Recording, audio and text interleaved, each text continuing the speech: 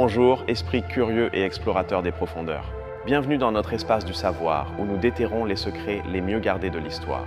Aujourd'hui, nous embarquons pour un voyage qui traverse non seulement les continents, mais aussi les frontières mêmes de la réalité et de la conscience. Un voyage vers l'Inde antique. Avez-vous déjà eu l'impression que l'univers est plus vaste et plus étrange que ce qu'on nous a raconté? Vous êtes-vous demandé si les civilisations antiques s'avèrent quelque chose que nous avons oublié? La réponse à cette question pourrait être cachée dans des textes vieux de plus de 3000 ans, écrits dans un langage considéré comme le son même de la création. Aujourd'hui, nous allons déchiffrer le code narratif de la pensée hindoue et bouddhiste. Nous ne parlerons pas de religion au sens conventionnel, mais d'un système d'exploitation pour l'esprit et d'une carte du cosmos qui défie notre compréhension moderne. Préparez-vous, car nous sommes sur le point d'ouvrir un portail vers un univers infini d'histoire. Avant de commencer, je voulais vous dire un mot sur les images que vous voyez. Pour donner vie à cette narration, j'ai utilisé des outils d'intelligence artificielle pour générer ces visuels. Considérez-les donc comme une toile, une manière d'illustrer les idées et l'ambiance de ce que je vous raconte. Elles ne seront pas toujours une représentation exacte ou littérale, mais plutôt un accompagnement visuel pour laisser libre cours à votre imagination avec moi. J'espère sincèrement que vous apprécierez. Notre voyage commence par un son, pas un mot, mais une vibration. Les textes les plus anciens de l'Inde, les Védas, n'ont pas été conçus comme des livres à lire en silence. C'étaient des hymnes à chanter, des mantras dont le pouvoir résidait dans leur résonance sonore. Les sages qui les ont composés, les rishis, se considéraient comme de simples récepteurs d'une vérité éternelle. Imaginez ceci, pour les anciens rishis, l'univers entier était soutenu par le RTA, l'ordre cosmique. Ce n'était pas un dieu personnel, mais un principe, une loi naturelle impersonnelle qui gouvernait tout, du mouvement des étoiles à la moralité des actes humains. Chanter les Védas était une manière de s'accorder avec cette harmonie universelle, de participer activement au maintien du cosmos. Ces textes décrivaient un panthéon de dieux, les Devas, qui n'étaient pas comme les dieux grecs, pleins de caprices humains. C'étaient des personnifications des forces de la nature. Agni était le feu, Indra le tonnerre, Surya le soleil. À travers les rituels et les chants, les humains ne demandaient pas de faveur, mais négociaient et collaboraient avec ces forces pour maintenir l'équilibre du monde. Mais au fil des siècles, quelque chose d'incroyable s'est produit. L'approche a commencé à changer. Le balancier de la pensée s'est déplacé du rituel externe, du cosmos extérieur, vers un univers beaucoup plus mystérieux et proche. L'univers que chacun de nous porte en soi. Cette révolution de la pensée est connue sous le nom d'Upanishads. Les Upanishads sont des dialogues philosophiques, souvent entre un maître et son disciple, qui explorent les questions les plus profondes de l'existence. Qui suis-je? Qu'est-ce que la réalité? Que se passe-t-il après la mort? Elles ont cessé de se concentrer sur les dieux externes pour chercher la divinité à l'intérieur de la conscience humaine. Ici naissent deux concepts qui sont au cœur de la pensée hindoue. Le premier est Brahman. Pensez à Brahman non pas comme un dieu barbu, mais comme la réalité ultime, le tissu dont est fait tout l'univers. C'est la conscience pure, infinie et impersonnelle qui sous-tend chaque atome et chaque galaxie. C'est l'océan entier. Le deuxième concept est Atman. C'est la goutte de cet océan qui réside en vous. C'est votre essence, votre moi le plus profond, l'observateur silencieux derrière vos pensées. Ce n'est pas votre personnalité, vos souvenirs ou votre ego. C'est l'étincelle de pure conscience qui vous anime. La goutte individuelle qui croit être séparée de l'océan. Et voici la révélation la plus percutante des Upanishads, l'équation qui a tout changé. Tattvam Asi, qui se traduit par tu es cela. Ce qui signifie que l'Atman, votre essence individuelle, n'est pas différente de Brahman, la réalité universelle. La goutte est l'océan. Il n'y a pas de séparation. Découvrir cela, c'est atteindre la libération, le moksha. Ce virage vers l'intérieur fut une véritable révolution. Le pouvoir n'était plus entre les mains des prêtres qui accomplissaient les rituels, mais entre celles de tout individu désireux d'entreprendre le voyage de la connaissance de soi. Le laboratoire pour comprendre l'univers n'était plus l'autel, mais l'esprit lui-même à travers la méditation. Maintenant, si les Upanishads ont soulevé les grandes questions et réponses, comment tout cela était-il mis en pratique? La réponse est venue sous une forme littéraire entièrement nouvelle et fascinante. Les sutras. Le mot sutra signifie fil ou brin, et c'est exactement ce qu'ils sont, des fils de connaissance. Un sutra est une affirmation incroyablement concise, un aphorisme qui contient une grande quantité de sagesse dans le moins de mots possible. Ce sont comme des fichiers compressés de connaissances. Seuls, ils peuvent sembler cryptiques, presque incompréhensibles. Ils nécessitent un commentaire, un maître qui les décompresse et en révèle la signification. L'exemple le plus étonnant de cette technique n'est pas philosophique, mais grammatical. L'Ashtadhyayi de Panini est un ensemble de près de 4000 sutras qui décrivent la grammaire complète du sanskrit. Il est si précis et algorithmique qu'il est considéré comme le précurseur de la linguistique computationnelle moderne. C'est littéralement un langage de programmation pour un langage humain. Dans le domaine de la philosophie, les Yoga Sutras de Patanjali sont l'exemple le plus célèbre. En seulement 196 aphorismes, Patanjali trace une carte complète de l'esprit humain et offre un guide pas à pas pour calmer ses fluctuations et atteindre un état de clarté et d'union avec la réalité. C'est un manuel d'utilisation pour la conscience. Les sutras représentent la systématisation de la connaissance. Si les Védas étaient l'inspiration poétique et les Upanishads l'enquête philosophique, les sutras sont la science. Ils ont créé une méthode rigoureuse pour transmettre des idées complexes de génération en génération, en veillant à ce que l'essence du savoir ne se perde pas. Mais la philosophie abstraite et les manuels techniques ne sont pas pour tout le monde. Comment transmettre ces idées sur le devoir, l'âme et le cosmos au commun des mortels? La réponse est venue sous la forme de communication la plus puissante jamais inventée, l'histoire. C'est ainsi que sont nées les grandes épopées de l'Inde, le Ramayana et le Mahabharata. Le Ramayana raconte l'histoire du prince Rama, dont l'épouse Sita est enlevée par le roi démon Ravana. C'est une histoire sur le dharma, le devoir ou la conduite juste. Rama est l'incarnation de l'homme idéal, du roi idéal, de l'époux idéal.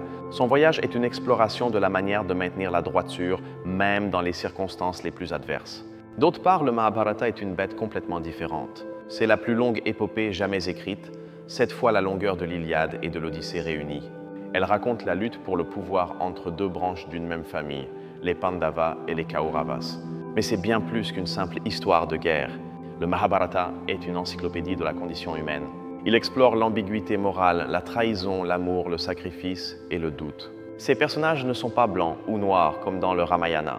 Ils sont complexes, nuancés, pleins de défauts et de vertus, ce qui les rend incroyablement humains et proches, même aujourd'hui. Et au cœur du Mahabharata se trouve un joyau de la littérature mondiale, la Bhagavad Gita ou le chant du Seigneur. C'est un dialogue de 700 versets entre le guerrier Arjuna et son orige, qui se révèle être le dieu Krishna. Cela se produit juste avant le début de la grande bataille. Arjuna désespère en voyant qu'il doit combattre ses propres parents et maîtres. Il refuse de se battre. Krishna lui donne alors une leçon magistrale sur le devoir, dharma, l'action, karma et la nature de la réalité. Il lui explique qu'il doit agir sans attachement aux résultats, accomplissant son devoir pour le bien de l'ordre cosmique.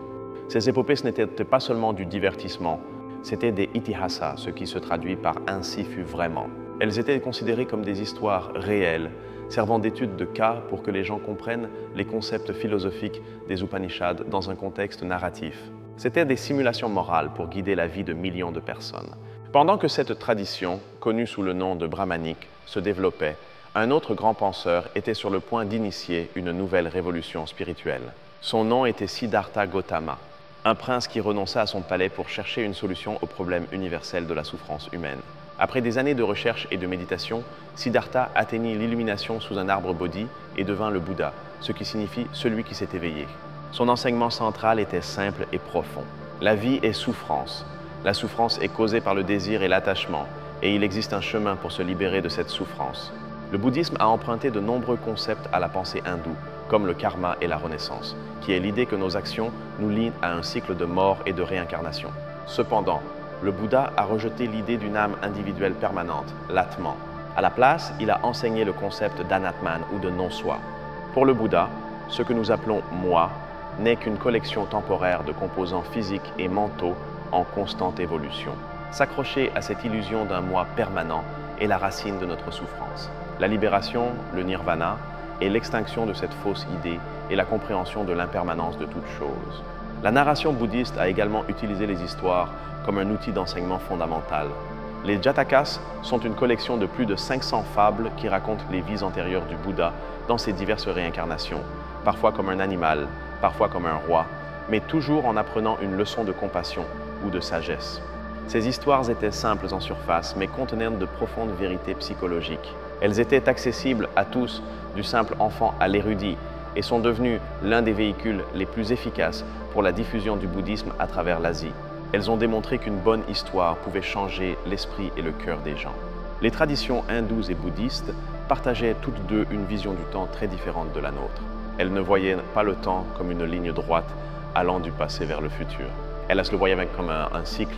L'univers traverse des cycles interminables de création, de maintien et de dissolution, connus sous le nom de yugas.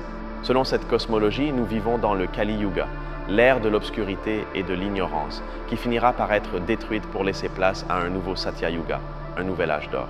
Cette idée d'un univers cyclique et éternel élimine l'anxiété d'une fin unique et définitive. Tout s'est déjà produit et tout se reproduira. Pensez-y un instant. Alors que la pensée occidentale s'est largement fondée sur une narration linéaire du progrès, la vision indienne a toujours été cyclique et récursive. Cela imprègne toute sa narration, des cycles de renaissance de l'âme individuelle aux immenses cycles de création et de destruction du cosmos. Et c'est là que l'ancienne narration indienne devient étonnamment moderne. Dans ces textes, nous trouvons des descriptions d'univers multiples, de réalités parallèles et de durées de temps si vastes qu'elles font paraître l'âge de notre univers comme un simple clignement d'œil. C'est-à-dire des concepts que la science occidentale n'a commencé à explorer qu'au cours du dernier siècle. Carl Sagan, le célèbre astronome, fut fasciné par la cosmologie hindoue, soulignant qu'elle est la seule des grandes traditions religieuses du monde où les échelles de temps correspondent à celles de la cosmologie scientifique moderne. Il parlait de milliards d'années, de kalpas, bien avant que nous n'ayons de télescope pour le mesurer. Alors, quel est le code secret que nous avons découvert? C'est que tout le système narratif de l'Inde ancienne, des Védas au Jataka, est une tentative monumentale de cartographier la conscience. Non seulement pour comprendre l'univers extérieur, mais pour démontrer que cet univers est intrinsèquement lié à l'univers intérieur. Nous avons vu comment cette narration a évolué. Elle a commencé par le son et le rituel pour s'harmoniser avec le cosmos. Ensuite, elle s'est intériorisée pour chercher la divinité à l'intérieur de l'âme elle-même. Après, elle s'est systématisée en code pour préserver la connaissance.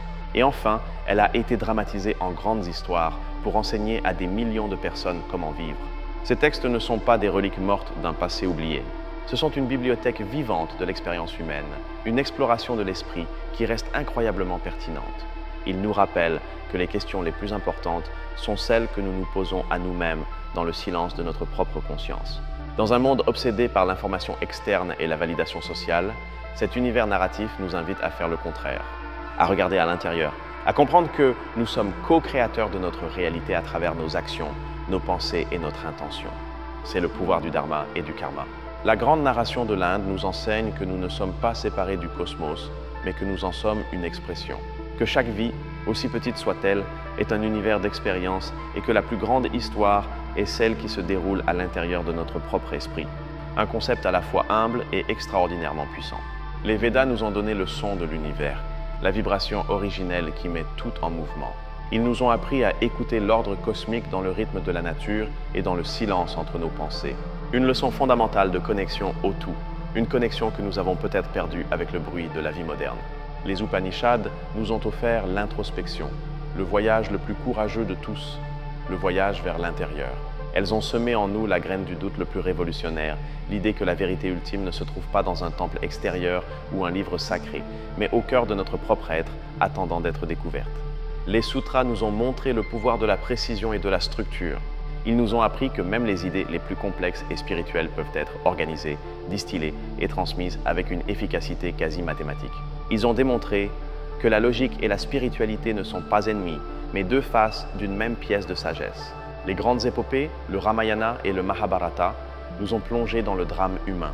Elles nous ont montré que la philosophie n'est pas un exercice abstrait, mais quelque chose qui se vit dans les tranchées des décisions quotidiennes, dans les complexités de l'amour, de la loyauté et du conflit. Elles nous ont donné des archétypes pour comprendre nos propres luttes. Et finalement, les récits bouddhistes nous ont offert un chemin de compassion et de détachement. Ils nous ont enseigné à travers de simples fables que la clé de la paix n'est pas de changer le monde, mais de changer notre perception de celui-ci. Une leçon de simplicité radicale au milieu de la complexité de l'existence. Ce vaste océan d'histoire n'est pas seulement de la littérature, c'est une psychologie, une cosmologie et un guide éthique qui a façonné des milliards de vies. Et son influence ne s'est pas limitée à l'Inde. À travers la route de la soie et les mers, ces idées ont voyagé, se sont transformées et ont enrichi d'autres cultures. Pensons au concept de karma. Aujourd'hui, c'est un mot utilisé dans le monde entier, souvent de manière superficielle. Mais son origine est profonde. C'est la loi de cause à effet appliquée à la morale. Ce n'est pas une punition divine, mais la conséquence naturelle de nos propres actions, un mécanisme d'apprentissage cosmique. Ou considérons la méditation une pratique née dans le contexte de ces traditions. Aujourd'hui, des études de neurosciences dans des universités comme Harvard et Stanford confirment ses bienfaits pour réduire le stress, améliorer la concentration et, littéralement, remodeler notre cerveau. La science moderne valide la sagesse ancienne. L'idée d'ahimsa, ou la non-violence, popularisée par Mahatma Gandhi au XXe siècle, a ses racines profondes dans ces traditions, notamment le jaïnisme et le bouddhisme. C'est un principe qui démontre comment un concept philosophique peut se transformer en un puissant outil de changement social et politique. La richesse de cet univers narratif réside dans sa diversité. Il n'y a pas un seul livre, un seul prophète ou un dogme unique. C'est un débat continu qui s'étend sur des millénaires, avec des idées qui se critiquent, se réinterprètent et évoluent. C'est une tradition qui valorise davantage la quête de la vérité que la possession d'une vérité absolue. Ainsi, la prochaine fois que vous entendrez le mot « Veda », ne pensez pas seulement à un texte ancien. Pensez à la tentative de l'humanité d'écouter le pouls de l'univers. La prochaine fois que vous entendrez Upanishad, pensez au courage de chercher cet univers en vous. Et la prochaine fois que vous verrez une épopée hindoue, rappelez-vous que vous regardez une carte de l'âme humaine. Ce voyage à travers la narration de l'Inde antique nous laisse avec une idée puissante, que les histoires que nous nous racontons sur le monde et sur notre place en son sein non seulement décrivent notre réalité, elles la créent. Elles ont le pouvoir de nous limiter ou de nous libérer. De la vibration cosmique de l'homme à la compassion silencieuse du Bouddha, nous avons parcouru un chemin qui transforme. Un chemin qui nous invite à être à la fois les héros et les narrateurs de notre propre épopée intérieure. Une histoire qui n'est pas gravée dans la pierre, mais qui se déploie à chaque respiration et à chaque choix. La cosmologie des yugas nous enseigne l'impermanence à une échelle cosmique. Elle nous dit que rien, pas même l'univers, n'est éternel dans sa forme actuelle. Cette compréhension peut être libératrice. Si tout est cyclique, alors chaque fin est aussi un nouveau commencement et chaque crise contient la graine d'une nouvelle opportunité. L'interconnexion est une autre leçon clé. Le concept selon lequel Brahman et Atman ne font qu'un suggère que la séparation que nous ressentons entre nous et le monde est une illusion. Chaque acte de bonté envers autrui est un acte de bonté envers nous-mêmes sous une forme différente. Chaque dommage causé à la planète est un dommage à notre propre corps étendu. Ces récits nous encouragent à étendre notre identité, à ne pas nous voir seulement comme des individus isolés, mais comme faisant partie d'une famille, d'une société, d'une espèce, d'une planète et en fin de compte, du cosmos lui-même. C'est une invitation à penser grand, à ressentir grand et à agir avec une conscience plus large. Même l'idée de multiples dieux dans l'hindouisme est souvent mal interprétée. Pour de nombreux philosophes hindous, les différentes divinités, comme Vishnu, Shiva ou Devi, ne sont pas des êtres séparés, mais différentes facettes ou fonctions de la seule réalité ultime, Brahman. Elles sont comme différentes fenêtres pour voir le même paysage infini. Cette perspective favorise une incroyable tolérance. Si toutes les divinités sont des aspects de l'un, alors les différents chemins religieux peuvent être vus comme des routes distinctes qui montent à la même montagne. Le sommet est le même si les sentiers varient, un message d'unité dans la diversité très nécessaire dans notre monde. Le bouddhisme, avec son approche centrée sur l'esprit, peut être considéré comme l'une des premières psychologies profondes de l'humanité. Le Bouddha fut un médecin de l'âme. Il a diagnostiqué la maladie de la souffrance, identifié sa cause dans le désir et l'ignorance, et a prescrit un traitement, le noble sentier octuple, pour la guérir. L'accent mis sur l'expérience personnelle est crucial. Le Bouddha exhortait ses disciples à ne pas croire aveuglément en ses paroles, mais à vérifier ses enseignements par leur propre expérience et pratique. Eipassikul, qui signifie « viens et vois par toi-même ». C'est une invitation à être un scientifique de votre propre monde intérieur. Cet héritage d'auto-exploration et de débats intellectuels a créé une culture d'apprentissage incroyablement riche. Des universités antiques comme Nalanda en Inde furent des phares de connaissances pendant des siècles, attirant étudiants et érudits de toute l'Asie pour étudier non seulement la religion, mais aussi la logique, la médecine, les mathématiques et l'astronomie. Ainsi, l'univers narratif de l'Inde antique n'est pas un monolithe statique. C'est un écosystème d'idées en constante évolution, un dialogue entre le mythe et la philosophie, entre la poésie et la science, entre l'immanent et le transcendant. Un effort pour capturer en mots ce qui, en fin de compte, est au-delà d'eux. L'histoire de Rama nous enseigne l'intégrité, à faire ce qui est juste même lorsque c'est le plus difficile. L'histoire d'Arjuna dans la Bhagavad Gita nous enseigne le devoir et l'action désintéressée. Et les histoires du Bouddha nous enseignent la compassion universelle, en commençant par nous-mêmes. Nous avons vu que ces récits ne sont pas seulement faits pour être lus, mais pour être vécus. La connaissance dans cette tradition n'est pas une simple information, c'est une transformation. L'objectif n'est pas de savoir quelque chose, mais de devenir quelque chose, d'incarner la sagesse dans sa propre vie. Le concept de lila, ou jeu divin, est une autre perspective fascinante. Il suggère que toute la création est un jeu cosmique que Brahman joue avec lui-même. L'univers est sa pièce de théâtre. Cela peut nous inspirer à prendre la vie avec un peu plus de légèreté, à voir nos problèmes non pas comme des tragédies, mais comme faisant partie du drame cosmique. L'exploration du son dans les Védas, avec les mantras, préfigure l'idée moderne que tout dans l'univers est vibration. La physique quantique nous dit que les particules subatomiques ne sont pas des choses solides, mais des motifs de probabilité, des vibrations dans un champ. Les rishis ont pu percevoir cette vérité par l'intuition. La façon dont ces histoires sont structurées, souvent avec des récits imbriqués, une histoire dans une autre histoire, reflète une compréhension profonde de la nature fractale de la réalité, où les mêmes motifs se répètent à différentes échelles, du micro au macro. C'est un héritage qui nous défie d'être plus que de simples consommateurs d'informations. Il nous invite à être des archéologues de notre propre esprit, à creuser les couches de notre conditionnement pour trouver l'essence intemporelle qui réside en nous, l'Atman. Au final, l'univers infini de la narration hindoue et bouddhiste est un miroir. Il nous montre les infinies possibilités de la conscience humaine, sa capacité à la cruauté et à la compassion, à l'ignorance et à l'illumination. Et il nous demande dans laquelle de ces possibilités nous choisissons de vivre. Il ne s'agit pas de se convertir à l'hindouisme ou au bouddhisme. Il s'agit d'extraire la sagesse universelle contenue dans ces traditions. Il s'agit d'apprendre à voir le monde et nous-mêmes à travers une lentille plus large, plus profonde et plus connectée. Un exercice d'expansion de la conscience. Le voyage du héros, si populaire dans la narration occidentale, consiste souvent à conquérir le monde extérieur. Dans ces histoires, le voyage le plus important est celui du sage, qui cherche à conquérir le monde intérieur, l'esprit lui-même. C'est un renversement de la priorité, de l'extérieur vers l'intérieur.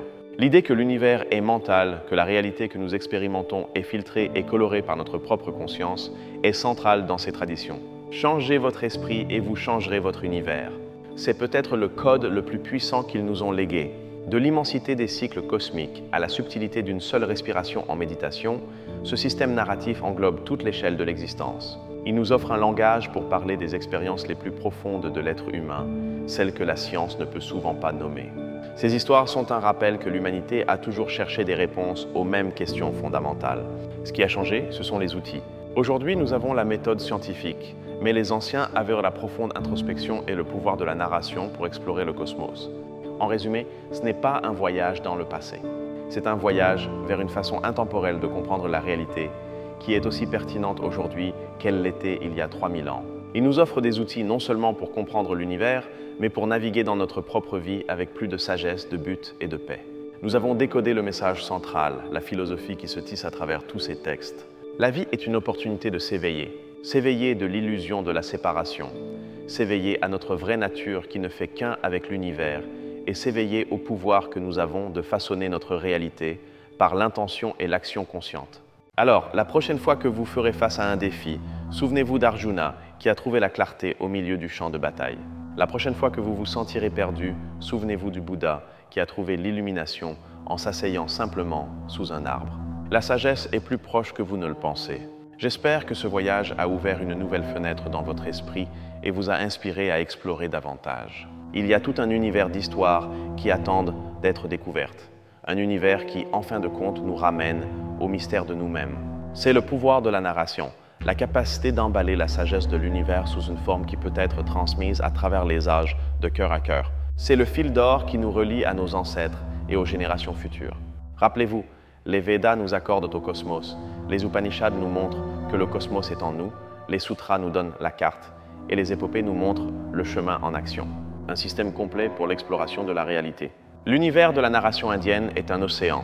Aujourd'hui, nous n'avons fait qu'effleurer ses rives. Mais parfois, une seule goutte d'eau suffit à saisir la nature de l'océan tout entier. Et cette goutte, comme nous l'ont enseigné les sages, réside en chacun de nous. Le voyage de la connaissance est infini, tout comme les univers dont parlaient ces textes. Continuez à questionner, continuez à explorer et continuez à regarder à la fois vers les étoiles et vers votre propre intérieur. C'est là que se trouvent les plus grands secrets. La prochaine fois que vous regarderez le ciel nocturne, rappelez-vous que pour une civilisation antique, ces étoiles n'étaient pas seulement à l'extérieur, mais qu'elles formaient aussi le tissu de leur conscience. Et que la clé pour les comprendre se trouvait dans le silence de la méditation. En conclusion, le code caché dans les textes de l'Inde n'est pas une formule secrète ou une conspiration. C'est une perspective, une façon de voir la réalité comme interconnectée, cyclique et fondamentalement consciente. Un changement de paradigme qui nous invite à participer à notre propre évolution. De la première vibration des Védas à la compassion silencieuse du Bouddha, nous avons vu comment la narration peut être l'outil le plus puissant pour la transformation humaine. Nous espérons que ce voyage vous aura donné autant à réfléchir qu'à nous lors de sa création. C'est le type de connaissance qui ne vieillit pas, qui ne se démode pas. C'est l'héritage de toute l'humanité, un témoignage de la quête incessante de vérité et de sens qui nous définit en tant qu'espèce. Une quête qui continue aujourd'hui avec chacun de nous. Un immense merci de nous avoir accompagnés dans cette immersion profonde dans l'univers narratif de l'Inde antique. Ce fut un honneur de partager cet espace et ce temps avec vous tous, esprits curieux et compagnons de voyage. Si ce voyage a éveillé votre curiosité, assurez-vous de vous abonner et d'activer les notifications pour ne pas manquer nos prochaines explorations. Nous serions ravis de lire vos réflexions dans les commentaires. Quelle idée vous a le plus marqué? Racontez-nous votre théorie. À la prochaine aventure du savoir.